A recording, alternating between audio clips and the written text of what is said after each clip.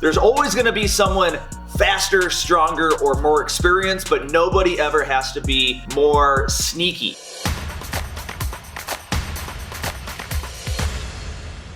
So that's one thing that my instructor used to say when I was growing up, and it really hit home to me. Now, in the last couple of videos, we've been doing some ideas on how to get your techniques a little bit more sneaky, how to throw your jabs and reverse punches in ways you might not have seen before. So check those out after this one. It's a really cool way to look at your Kumite, your sparring, but it might be a little bit hard if you're just getting started. They're good things to know, but it's especially for those of you who have been doing a little while, are comfortable with your basics and your footwork and kind of setting people up and everything. Now today we're doing the same idea, but we're gonna use some footwork and a little bit of body positioning to change our distance in a really deceptive way. So in fact, we call it deceptive speed, because it's gonna seem like you're way faster, but it's just because of your positioning, it puts you in a really good spot. Now, the whole idea with this is that they're gonna judge your distancing based off of your front hand and kind of where your shoulder is. So if I'm in my stance here and I just kind of test forward, just like I was gonna just see what they do if I throw this jab forward, they're gonna notice that my hand goes out and it comes back to the same spot right about here every time. Now, if I were to go forward and only come back a little bit, they're gonna notice that it's just since they're so focused on that front hand.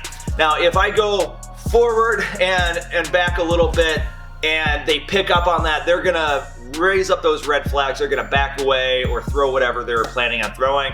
So in this case, what I'm gonna do is I'm going to allow my shoulders to turn slightly. Now, yes, it does leave you open for counters if I square up too much. So instead of being from here and going completely square, it's just gonna be a little bit of a pullback with this front hip. And what this will do is it'll change the distancing of your front hand so that it appears to be the same distance away from them. Now, if I take this just red belt here and I use this as a guideline, I'm gonna test forward and then come back to my starting position. I'm gonna test forward, come back to my starting position.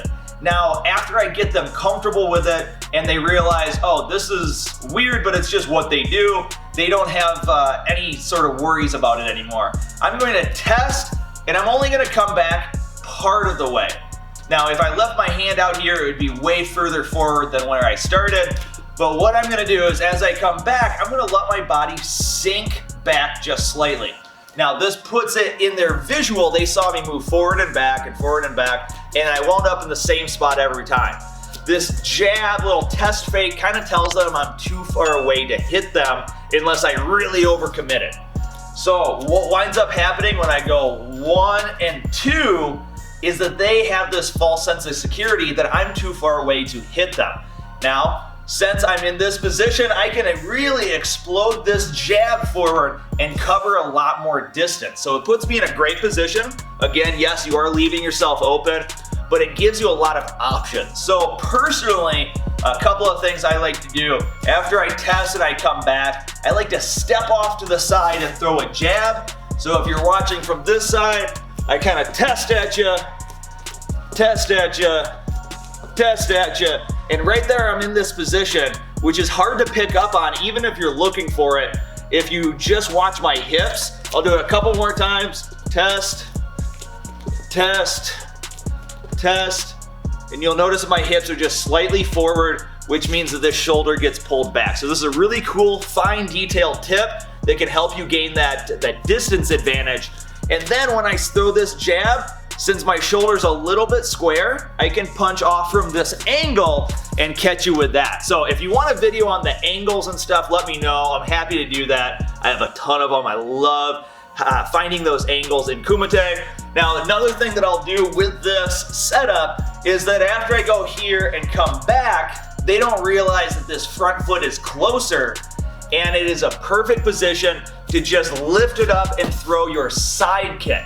So usually I'll kind of test my hand up high to get them looking up high, and I'll just drive that side kick underneath, which if you notice the stuff in the back here, the next video is going to be about how to improve your side kick and how to make it really versatile and really strong. So we're going to use some of this stuff in the next video, so make sure you check it out. But until then, if you are new to the channel, just drop a comment. Let us know what you're doing, how you're training, how you're feeling with things. If there's anything we can do to help you, we're happy to just put out videos on anything that will improve your training and improve your karate.